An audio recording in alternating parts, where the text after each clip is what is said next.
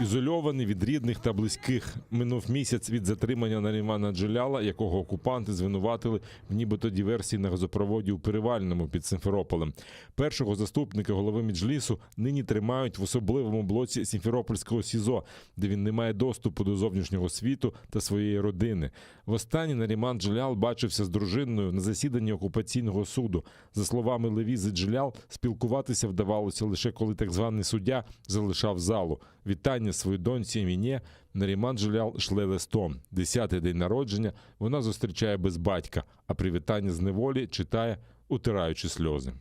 «Привіт, моя люба доню Міне. Від усього серця вітаю тебе з днем народження. Нехай Аллах подарує тобі здоров'я, щастя, достаток, довгі роки життя. Хай Аллах допоможе тобі здійснити всі мрії.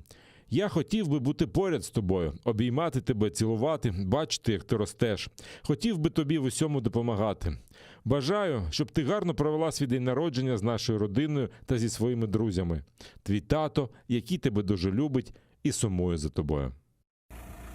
Нарімана Джеляла затримали 4 вересня і звинуватили спочатку у підбурюванні до диверсії, а згодом і до вчинення підриву на газопроводі та нібито незаконному зберіганні вибухівки. Разом з ним судять братів Азіза та Асана Ахтемових, яких окупанти нещадно били та катували струмом. Про це Азіз розповів своєму адвокатові Айдеру Азаматову. «После этих угроз и пыток током я им сказал, что соглашусь со всем, что они мне скажут. После этого меня подняли наверх, посадили на лавочку, опять угрожали, после чего я почувствовал сильный удар в область шеи, в затылок, и меня куда-то потащили. Потом сняли маску, пришел человек, который назвал себя доктором, но был в военной форме. Этот человек сказал мне, чтобы я говорил все как было. Видимо, я сказал не то, что им нужно, после чего мне опять опустили на глаза маску и один раз ударили в область шеи». Минулої п'ятниці окупаційний Верховний суд Криму відхилив апеляцію на арешт Нарімана Джеляла, цинічно скоротивши термін перебування в ізоляторі на 1 день до 3 листопада. Судилище відбулося в закритому режимі. Наріман Джелял своєї провини не визнає. «Мне неоднократно приходилось быть свидетелем различных политически мотивированных судебных процессов, поэтому я не питаю иллюзий касательно сегодняшнего решения.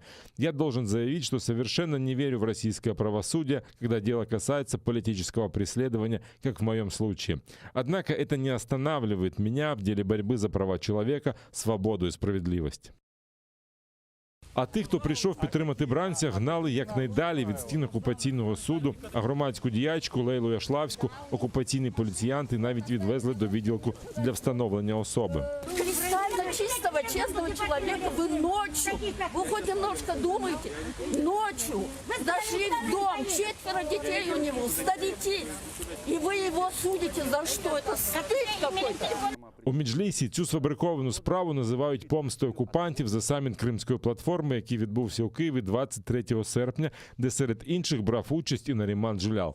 Там впевнені, що таким чином Росія планує визнати представницький орган кримських татар терористичною організацією та розпочати ще масштабніші репресії проти корінного народу Криму.